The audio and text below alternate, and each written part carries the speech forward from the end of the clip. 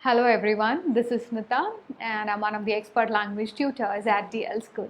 So today in this session, I'll be covering the checklist for essay. So I'll be telling about all the important things that you should take care in order to ensure that your essay looks good and it will fetch you the highest band. Okay, so I'll be giving a brief idea about what all are the important things that you should follow, and this is basically a checklist to ensure that whatever things that you're writing is good, is really great. Okay. So as you all know, an essay, you can actually divide it into three parts, which is an introduction, then the body paragraph, and then the conclusion. So these are the broad classifications. Now we will take each one of these and then we will check what all are the stuffs which is needed to ensure that your introduction is good, then what are the stuffs you need to make your body paragraph looks good, and then what all should be incorporated into the conclusion so that it also makes a lasting impression in your examiner. Okay, so how can you make your introduction a good one or a better one? See, an introduction should be an introduction should make should be more sort of an attention seeker kind of sentence. So basically it should begin with an attention getter sort of sentence, and it should be something like it should spark the audience interest, and it should include adequate background info, and then it should end with a thesis statement. See, because whenever a person when your examiner starts to read your essay, introduction is the first thing that he will for sure be checking. And if he finds that your introduction is good, if your introduction it has a spark, it is really interesting, then the impression that the examiner gets about you is like huge. So he will be already having this mindset in his thought that okay, this guy is this particular candidate has a strong hold of the language. He'll get an altogether impression about you when he is in your introduction itself. Okay, so I'll just repeat the checklist for a good introduction. That is, it should begin with an attention getter, it should spark the audience interest, it should include adequate background information, and it should end with a thesis statement. So what is a thesis statement? Thesis statement is nothing but a single declarative statement. Okay, don't complicate a thesis. It should just convey the main idea of the whole essay that you're writing. Okay, and it should establish the essay's purpose, and it should include strong verbs and precise words. That is the main thing that you should be focused here. That is, it should include strong verbs and precise words. Okay, because you are not expected to write all the things in your intro. Your intro should be very short, hardly 4 to 5 sentences, but it should be a real catchy one.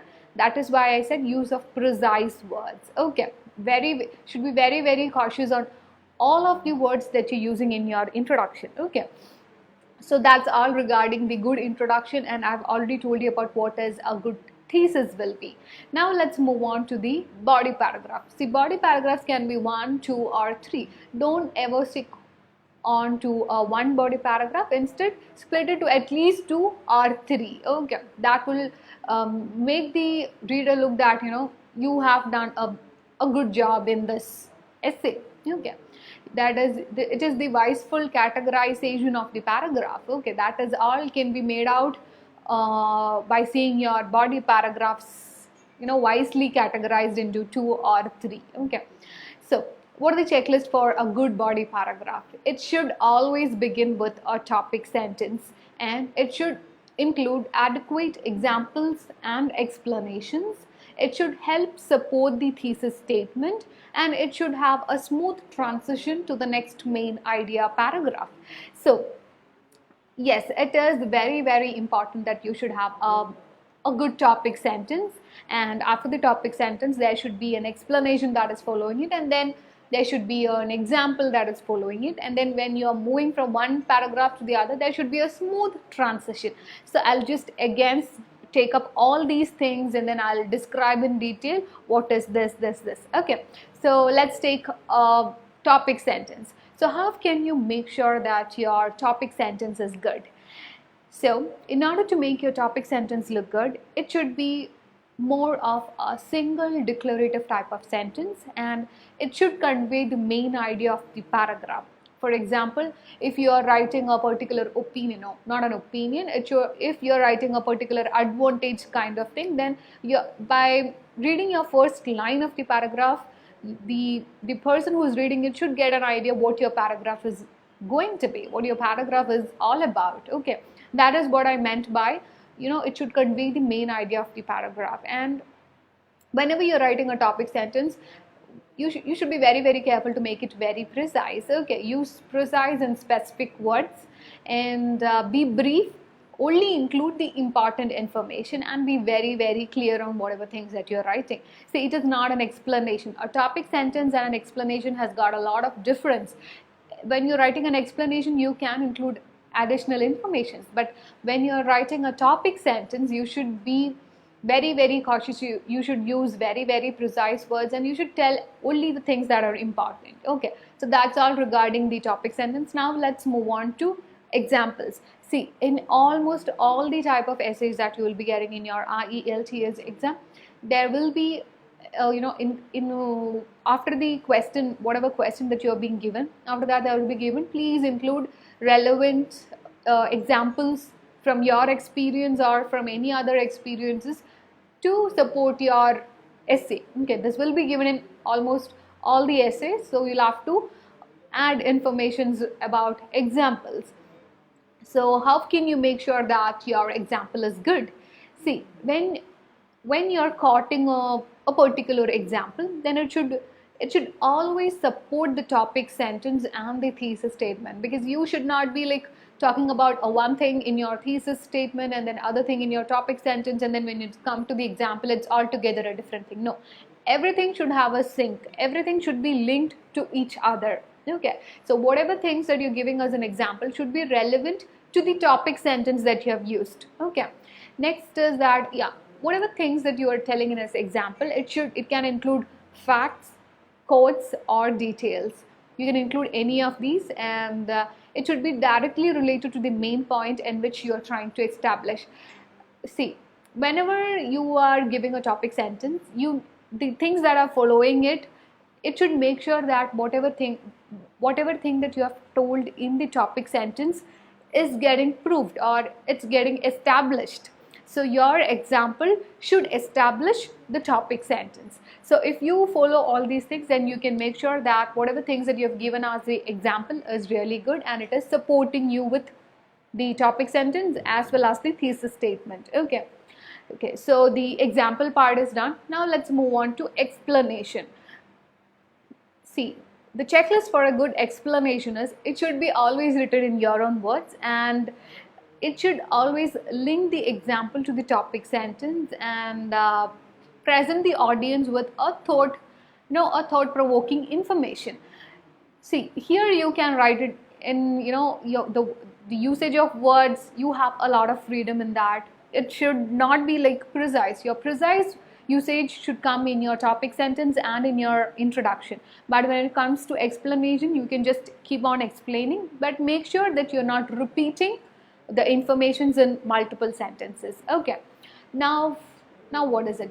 Now let's talk about transition. Transition is an art which many of the students fail to acquire. Okay, a good transition means it is the logic with which you can link one topic to the other. Sometimes when you read a person's paragraph, you feel like, okay, this person is actually trying to wind up the paragraph.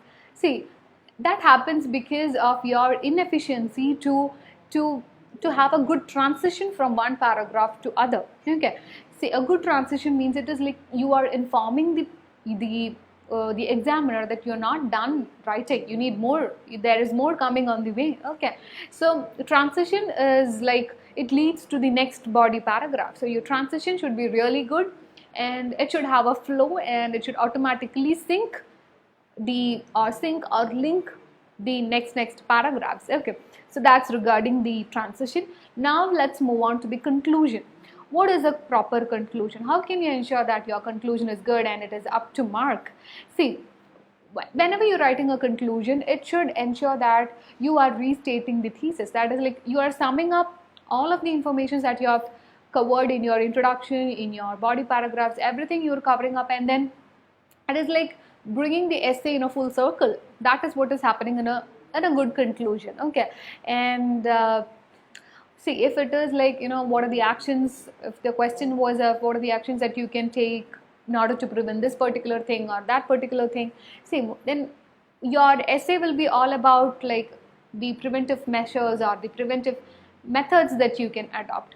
So whoever is reading it, they should, it should compel the audience to take the action. Then only you can prove that yes, you have done a very good write-up. Okay, your write-up is having something in that. That is why your audience is, they are actually thinking about taking an action. Okay, and one main information that I would like to tell you is that please try not to add any new informations when it comes to conclusion. You are not supposed to add any new information that you have not said in the previous things in your conclusion. Okay, it is just like summing up all of the things without adding new informations. And the last part I would like to tell you is that it should have a lasting impression in whoever is reading this particular essay. Okay, so that's it. We have covered almost all the parts of an essay. That is, we have covered how can you ensure that you have a good introduction, then the thesis statement,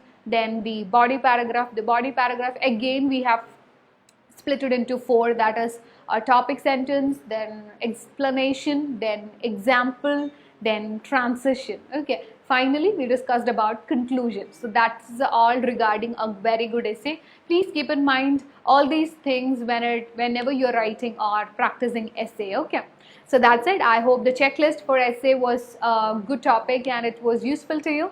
If you feel so, please do like and share this video, and do subscribe our channel, and don't forget to press the bell icon for getting more notifications from us. Thank you.